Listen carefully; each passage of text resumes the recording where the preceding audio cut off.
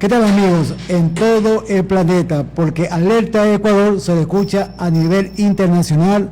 Un saludo a todos los amigos que nos acompañan en Estados Unidos, Italia, España y en América Latina, en el programa Alerta Ecuador, que se lo transmite a través de la señal del canal de la Unión Nacional de Periodistas Núcleo del Guayas. Hoy contamos con la grata presencia de la máster Tania Muñoz, presidenta del Frente Unido de Mujeres, y vamos a hablar sobre la crisis, porque en el Ecuador sufrimos de una grave crisis política, crisis económica, crisis de seguridad, inseguridad, crisis de salud, crisis de educación, y por lo consiguiente, la mujer ecuatoriana que juega un papel importante en la vida del país, en la producción, en la educación, en la industria, en el campo profesional.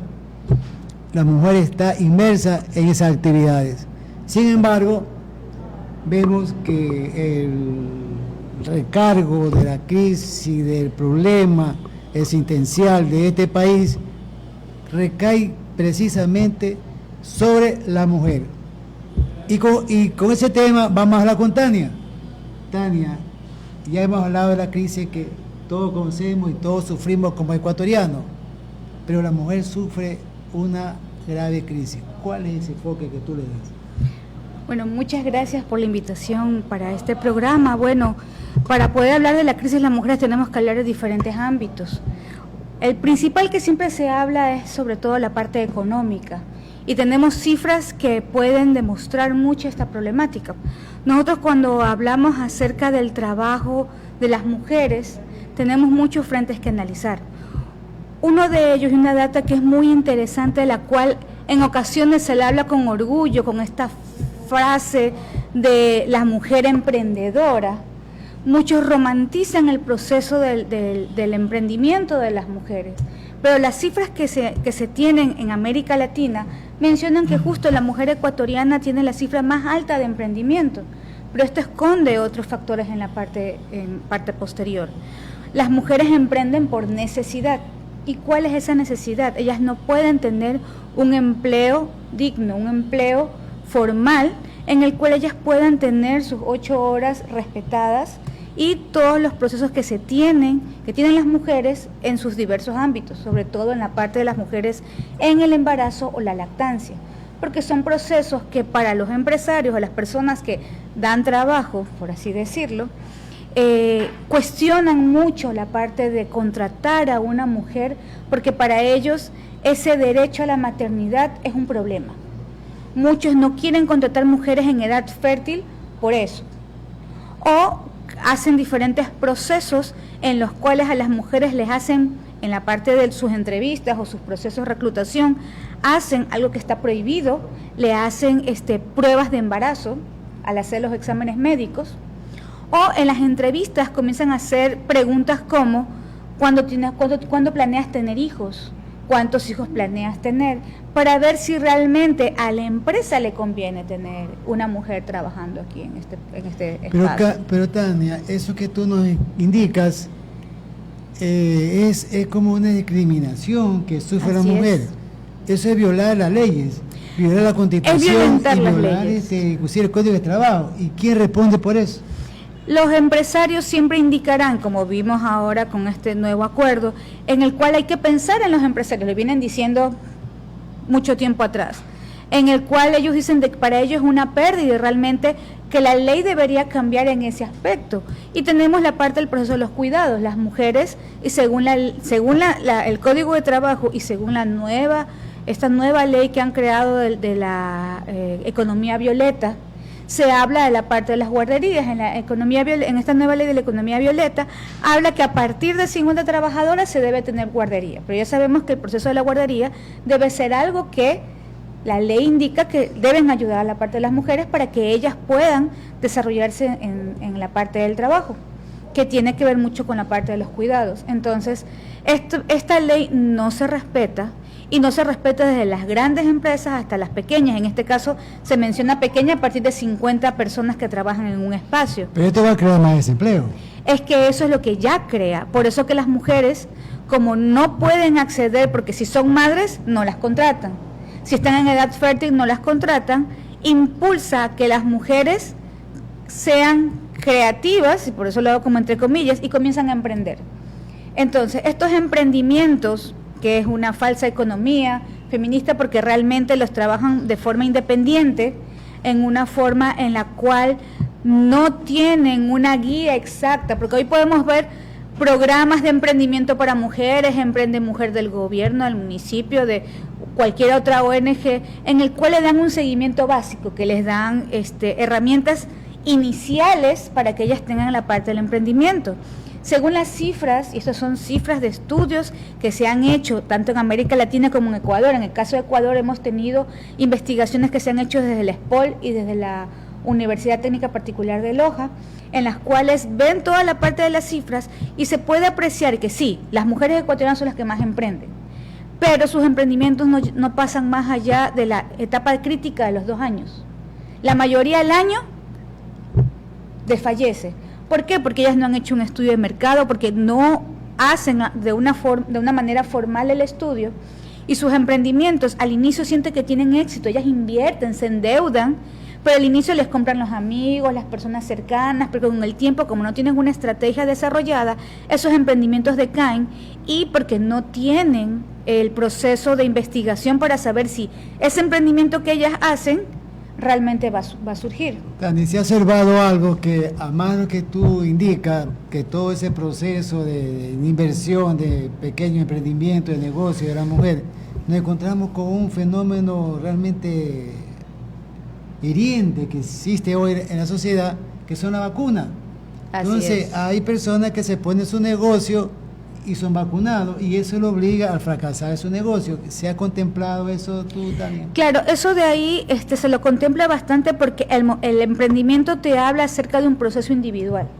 Algo de lo que se comienza a trabajar son de las economías feministas, femeninas, como se lo puede denominar, principalmente como economías feministas, que son una forma colectiva, que es lo que trabaja la economía popular y solidaria, un proceso que se ha venido desarrollando constantemente, que tiene mayor fuerza, lastimosamente, en los sectores, o sea, no lastimosamente por ellos, pero lastimosamente para el sector de la costa. En la sierra se desarrolla mucho más que en la parte de la costa, porque se tiene un mayor sentido de comunidad. En la parte de la costa se habla de un proceso muy individual, y por eso no se pueden fortalecer o apoyarse en estos procesos comunitarios, porque en los procesos comunitarios es mucho más difícil que ingrese la parte de las vacunas, porque hay un cuidado constante, hay una parte de mayor seguridad. O sea, se puede controlar en ese sentido la delincuencia, que no afecte ahí.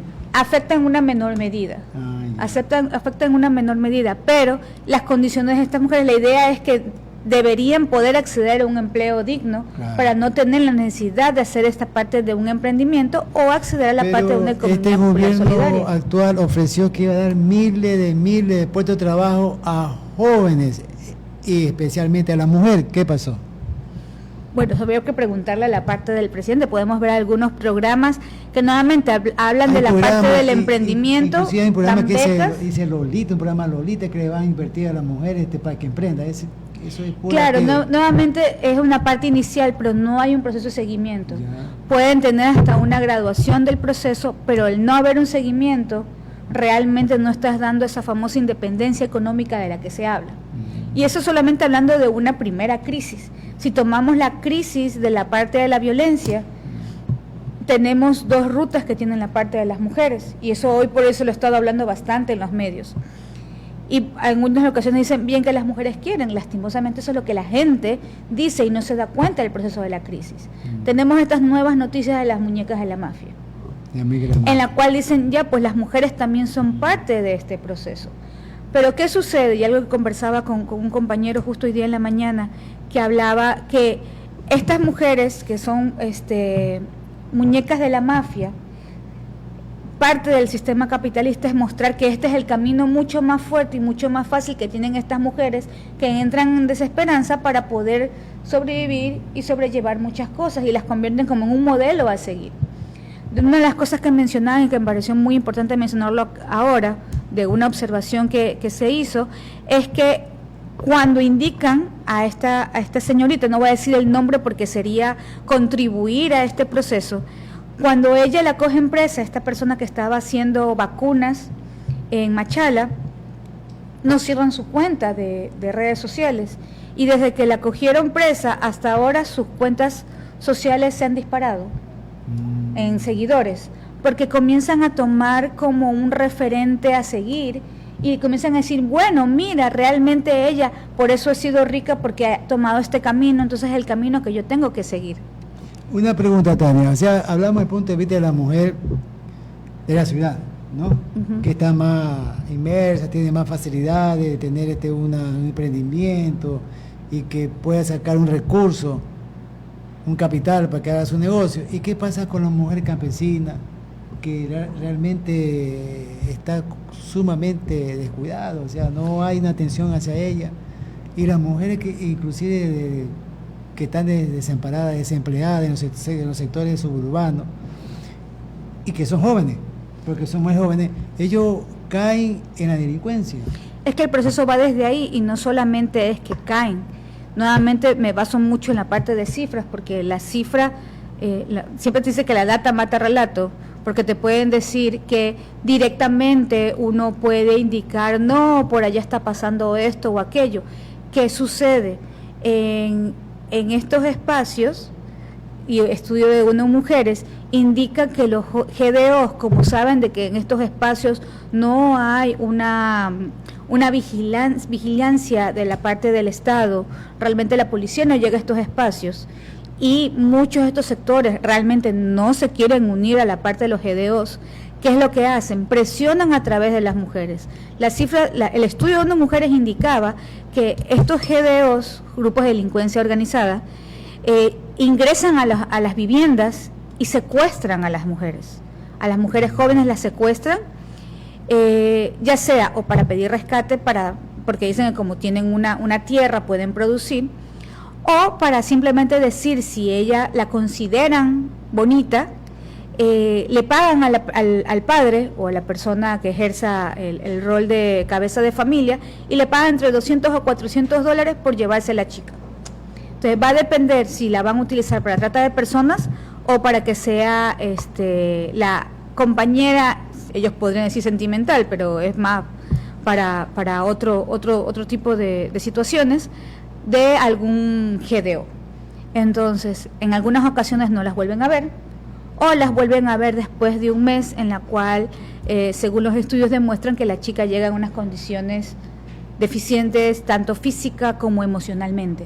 Entonces, sí se está viendo qué es lo que está sucediendo allá. No necesariamente dicen que en estos sectores todos quieren ser. En muchas ocasiones son llevados o no encuentran otra salida. Y todo esto lo podemos ver que se desarrolló en el proceso de pandemia, cuando la población se sintió completamente abandonada por el Estado, y en la cual tuvo que tomar decisiones para poder sobrevivir, porque era un proceso de supervivencia, lo cual le dio carta abierta a los GDOs para poder instaurar su proceso de terror que se supone que a partir de este domingo lo van a combatir, pero la población exactamente no sabe qué hacer. La gente tiene miedo de salir de repente si tiene algún tipo de emergencia, porque no sabe si lo van a entender. Ya el ministro Reinberg indicó que el que sale, aténgase a morir. Entonces, una situación de terror en la cual, si tú sales y te encuentras con la policía, no sabes si realmente te va a proteger o no, porque a veces por cómo te ven, te tratan. En ocasiones se ha podido ver en las calles que la policía va y ve a alguien que considera sospechoso, que realmente no lo es, alguien que realmente lo consideran como que una persona que va por ahí, que fácilmente pueden amedrentar, le hacen una requisa, hacen toda la parte del show y luego lo sueltan, para decir que están haciendo el proceso, pero la ciudadanía no siente una seguridad completa. Entonces, si lo vemos diferentes factores, en el factor de seguridad las mujeres no se sienten seguras, porque otra de las cifras es que cuando a quienes más secuestran son a las mujeres. ¿Por qué? Porque para poder amedrentar a las familias para que den el rescate. En el caso de un hombre dicen, bueno, le van a golpear, le van a cortar un dedo y ya pago el rescate y ya está.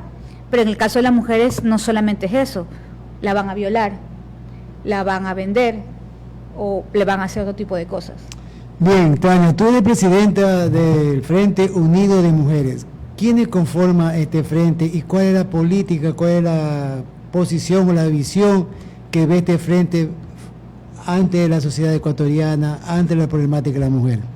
Bueno, el Frente Unido de Mujeres, que en su sigla se llama FUN, fue fundado en 1975, es una de las organizaciones de mujeres más antiguas, que desde su inicio ya tuvo todo un proceso reivindicatorio justo para la parte de las guarderías, de los procesos de reivindicación de derechos de las mujeres. Ha venido trabajando sobre todo con la parte de ayuda legal y psicológica, por eso tiene un espacio para esta ayuda a víctimas, nosotros le decimos sobrevivientes de violencia de género en todos los ámbitos, porque siempre es importante mencionar que la violencia de género no solamente se da en la parte intrafamiliar, también se da en la parte laboral, se da en la parte económica, o sea, hay diferentes tipologías de violencia basada en género que está en la Ley de Prevención de Violencia contra la Mujer, en la cual nosotros tratamos de trabajar. Justo ahora, el 6 de marzo, tuvimos unas jornadas en las cuales trabajamos en conjunto con el Colegio de Abogados del Guayas para comenzar a hablar justo de la parte de los derechos laborales, que es un tema que se desconoce bastante no diré solamente en la ciudad, sino en el país. Las mujeres desconocen cuáles son los derechos laborales que ellas tienen. Esos derechos que generalmente en los trabajos los violentan hombres y mujeres, pero sobre todo en el caso de mujeres los violentan mucho más, sobre todo este proceso en la parte de los cuidados, en los derechos en la cual pueden solicitar la parte de los permisos, de la no precarización laboral. Entonces, justo en este momento estamos con este programa en el cual vamos a seguir dando capacitaciones con el apoyo del Colegio de Abogados para que las mujeres puedan tener un mayor conocimiento acerca de cuáles son sus derechos y sobre todo para que también conozcan las rutas y los protocolos en el caso de que sufran violencia de género en el ámbito laboral principalmente, porque ese es otro tema también que se debe de verificar. Existe mucho maltrato y sobre todo mucho abuso de poder hacia la parte de las mujeres, en las cuales tampoco les permiten a ellas ascender a ciertos cargos por indicar que las mujeres, por ser muy emocionales, no pueden tener cargos directivos. Y eso es algo que se lo viene, a pesar de que se menciona que hay igualdad de sueldo. No se cumple, ¿no? No, cuando vas a las empresas y dicen tenemos la misma cantidad de hombres y mujeres en el trabajo, es más, tenemos 60% de mujeres, la mayoría tienen un nivel jerárquico, no tienen un nivel jerárquico superior, generalmente son secretarias o son asistentes. Y se ve en la práctica ya en el proceso de producción, en otros campos, que la mujer es más planificadora, más organizadora, ¿no? Y amplía un trabajo mejor en ese sentido. Claro, a veces justo bajo esa premisa a las mujeres se les pone procesos más de logística, como lo menciona, pero no se les pone los procesos de dirección, indicando que el hombre tiene la parte de liderazgo y la mujer de organización. Eso es el machismo, pues. Es que ese es el machismo que se lo viene trabajando constantemente y por eso se le dice, y lo comienzan a mencionar, por ejemplo, diciendo, no, es que los hombres somos unos desorganizados y ustedes sí lo pueden hacer. Pero si lo podemos hacer, entonces, ¿para qué están? Si hacemos la logística y hacemos la dirección. Es un facilismo machista que se puede decir, ¿no? Así es. Entonces, son procesos en los cuales no es pero tanto... Eso está inmerso en la sociedad machista, Tania. Sí, por eso nosotros trabajamos en esa parte de formación, pero trabaja también desde la parte de la prevención. Nosotros vemos cuáles son los caminos para poder seguir estos procesos, los ejes de trabajo son tanto de la prevención, porque generalmente cuando hablamos de violencia, hablamos de estos procesos, solamente nos basamos mucho en la atención a víctimas sobrevivientes, pero no hablamos mucho de la parte de la prevención y la reparación. ¿Qué sucede con estas mujeres sobrevivientes? No revictimizarlas para que ellas, porque el problema que ellos tuvieron es que su su programa de vida fue interrumpido por esta situación. Y la idea es que una vez superada esta situación de violencia, ellas puedan continuar con ese plan de vida y no queden simplemente estigmatizadas como una víctima o una sobreviviente de violencia. A un segundo plano. Exacto, porque simplemente, por eso se habla de no revictimizar, no indicar que esa mujer siempre va a ser víctima de violencia, que pasó esto, que le pasó esto de aquí. No, ella fue sobreviviente, pasa este proceso. Obviamente vienes con el proceso para poder superar la situación. Entonces, que es lo que no se borra, pero en ese sentido mejorar. Había que mejorar, reformar esta sociedad que es un poco injusta.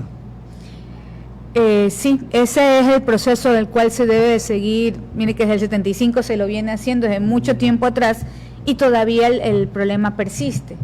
Pero la idea es continuar con este proceso de educación, con este proceso de mejorar la parte de las condiciones, no solamente en estas luchas en la calle, sino también cambiar las políticas públicas, pero hacer que esas políticas públicas se cumplan.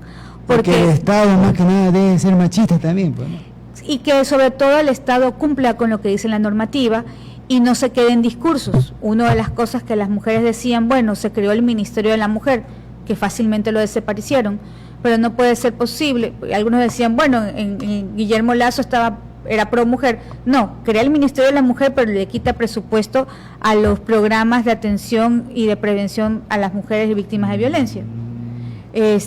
Tenemos que comienzan a sacar diferentes leyes, pero no existe la normativa para poder ejecutarlas. Hay unos reglamentos que son completamente ambiguos y que quedan a discreción de las empresas, por los cuales no saben si cumplirlo o no, extienden plazos para su cumplimiento. Por ejemplo, la ley de economía violeta tiene un plazo que ya se cumplió para que todas las empresas privadas lo cumplan, y tenía un plazo para la empresa pública, pero le dijeron, como es difícil, vamos a ampliarlo indefinidamente hasta que lo pueda hacer. Entonces podemos ver que hay muchos casos de violencia basada en género en el ámbito laboral que no se cumple en la parte pública, porque esa misma ley que da el ministerio no se está aplicando correctamente y no tiene una forma de hacerse. Bien, Tania, tus palabras finales, ¿cuál sería el consejo, la idea que tú les puedes transmitir a la mujer ecuatoriana dentro de esa problemática que tú nos acabas de indicar? Que una de las formas que podemos alcanzar este proceso de igualdad es trabajar de una forma colectiva.